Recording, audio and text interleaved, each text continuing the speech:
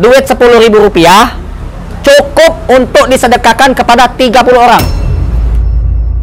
Mahasiswa kan pinter-pinter, otaknya itu kan manajemen, untung rugi. Kalau yang rugi-rugi nggak mau dia, kalau untung-untung mau. Untungnya banyak ya kan mau dia, ya nggak? Nah, coba mikir dulu, saya kasih pertanyaan. Kira-kira dibeliin apa? Duit Rp10.000 cukup untuk disedekahkan kepada 30 orang.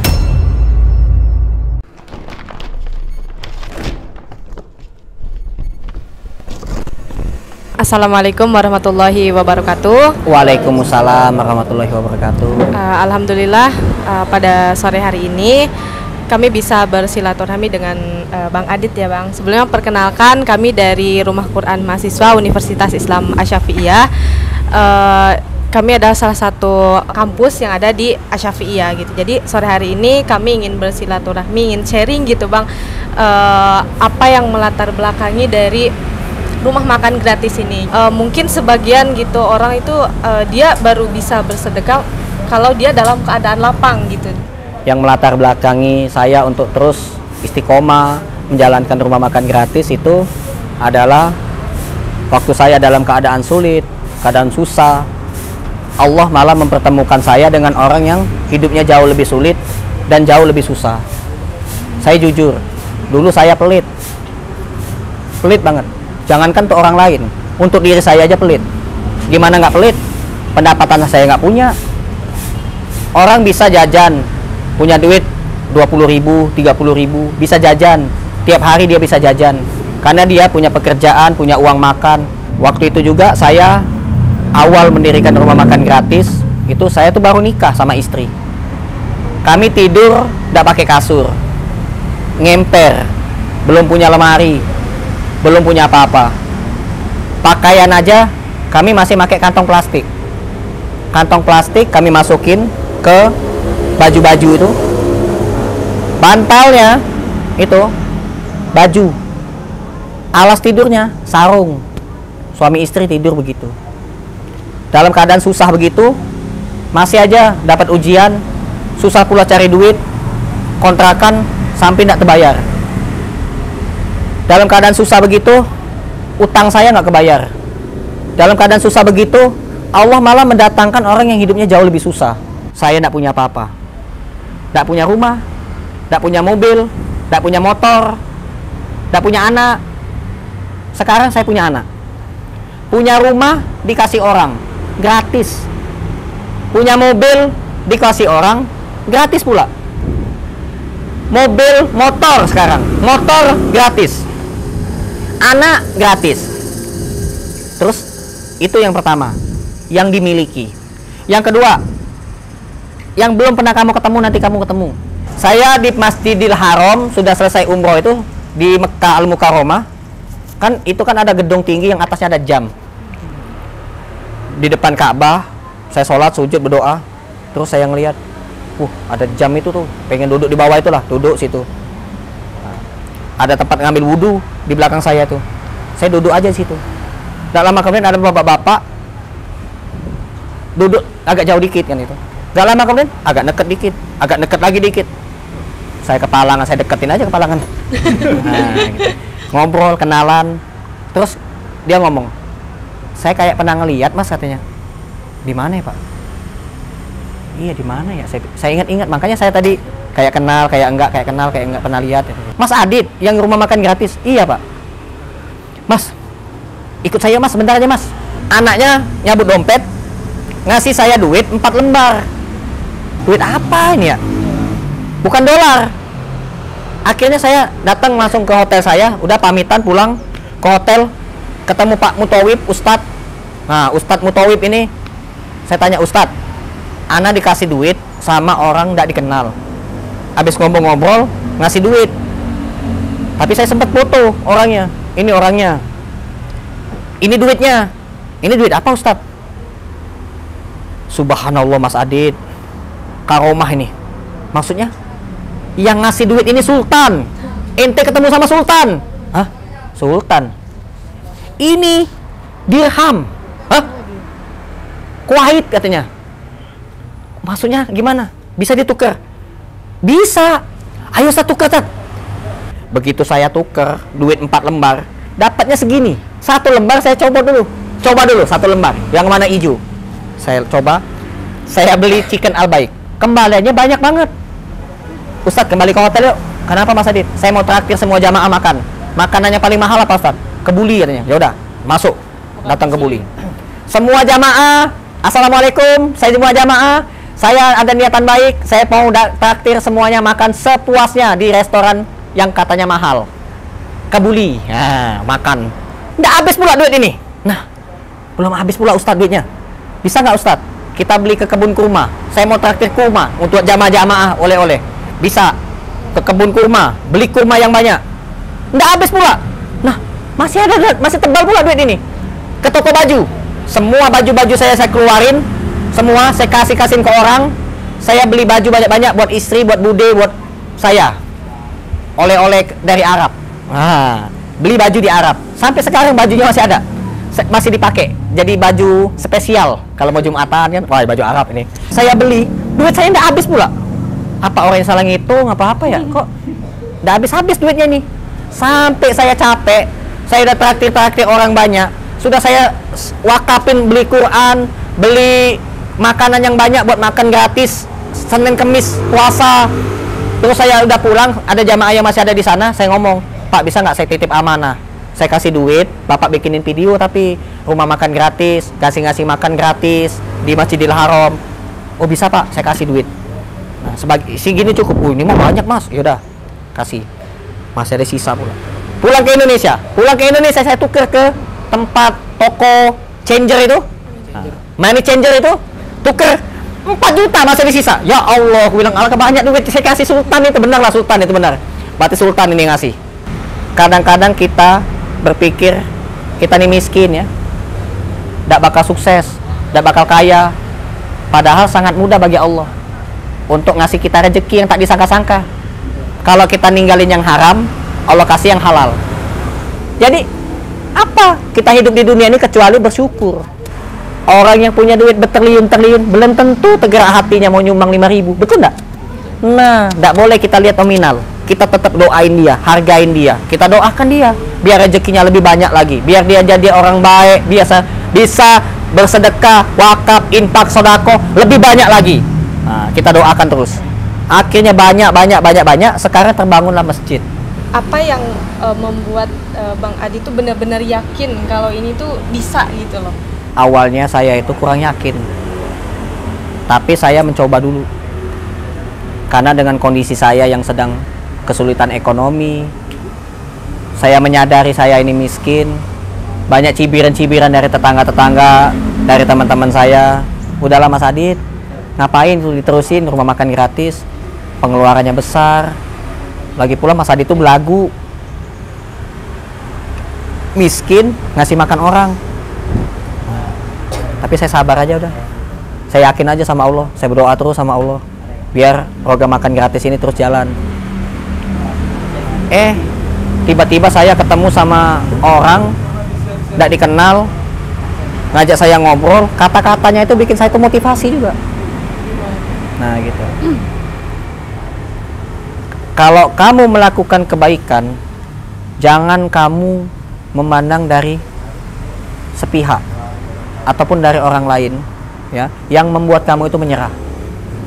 Tapi kamu pandanglah, dengarlah, lihatlah, pelajarilah dari yang membuat kamu itu makin besar, makin sukses, karena yang kamu lakukan itu kebaikan.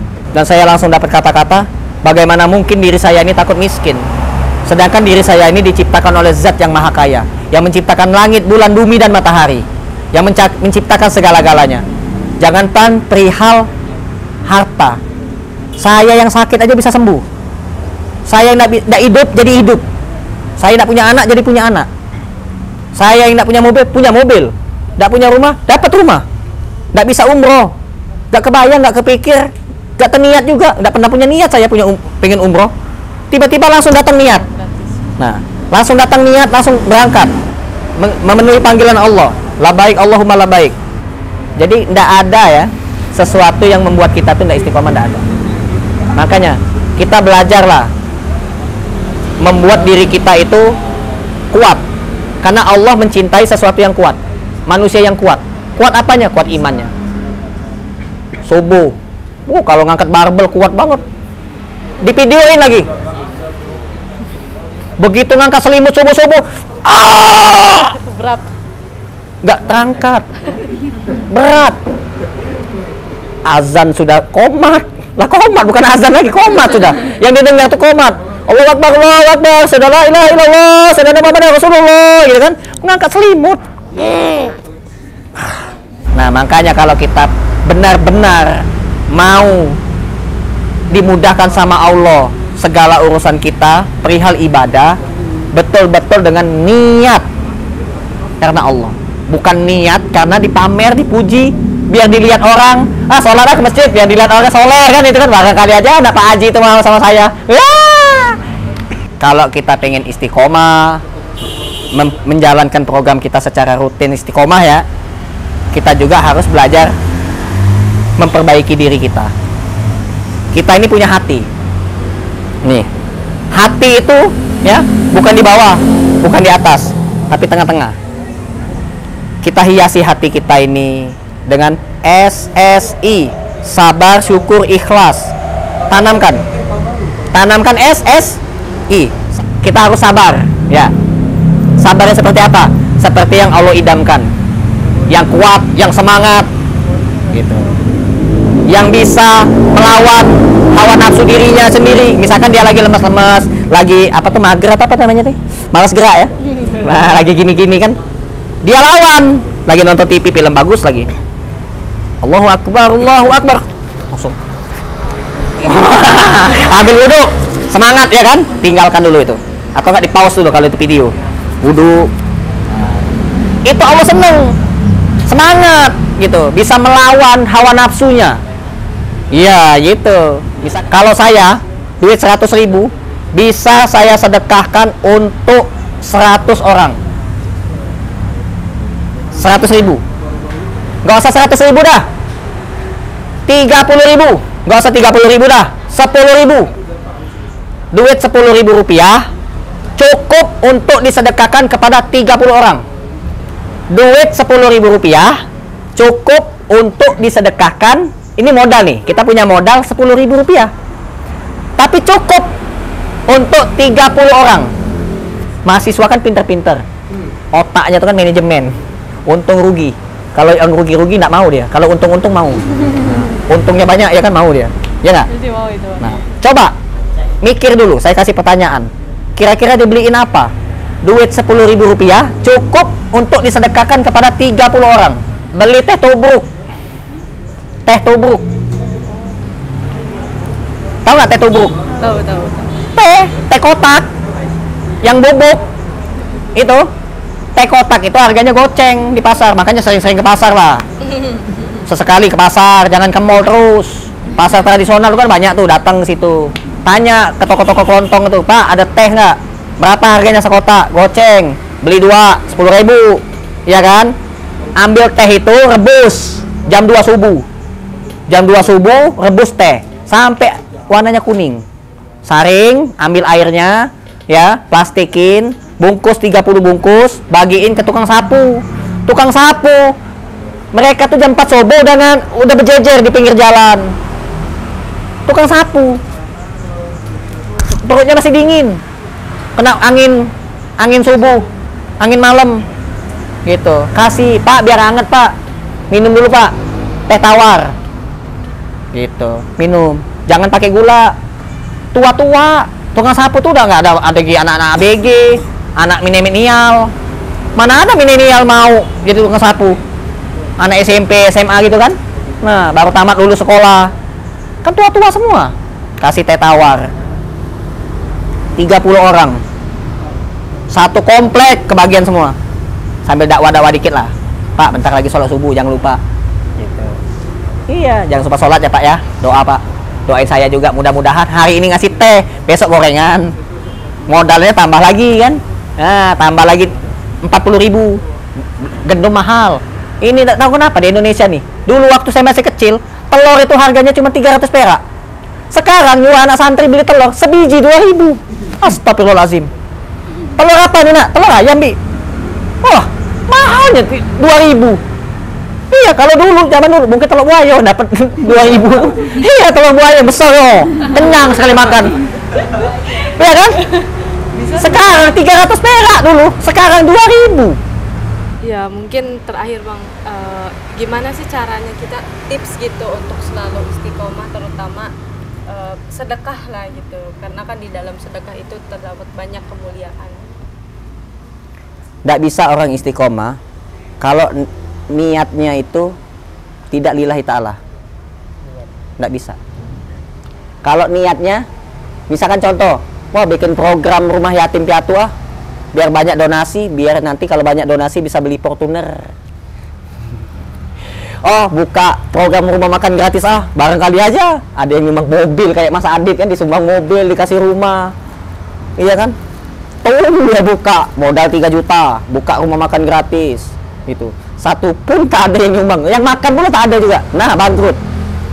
Tergantung dari niat. Innama a'maluhu bin niat. Perbaiki niat kita. Niat kita bukan cari harta, bukan cari kekayaan, bukan pula cari popularitas. Kalau mau nyari popularitas, nggak usah buka rumah makan gratis.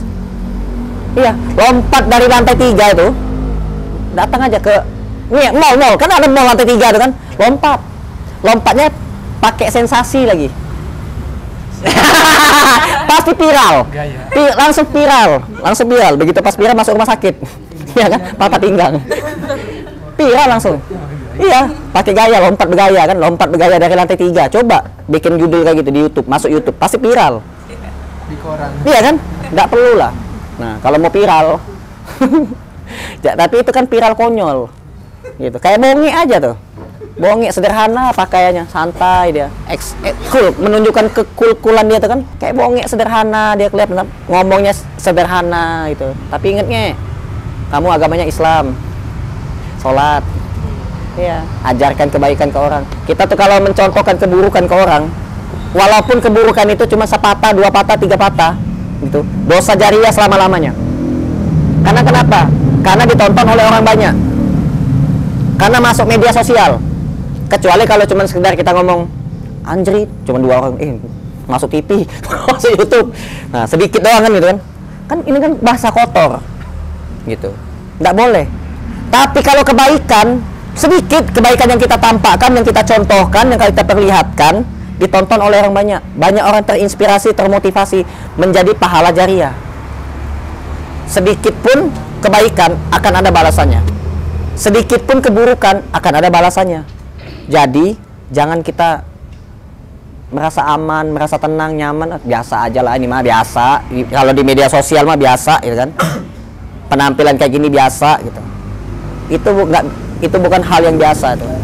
Tapi itu hal yang sangat luar biasa ketika kita ditampakkan oleh Allah, diperlihatkan, inilah orang-orang yang melakukan keburukan, sedikit Allah masukkan ke dalam neraka jahanam.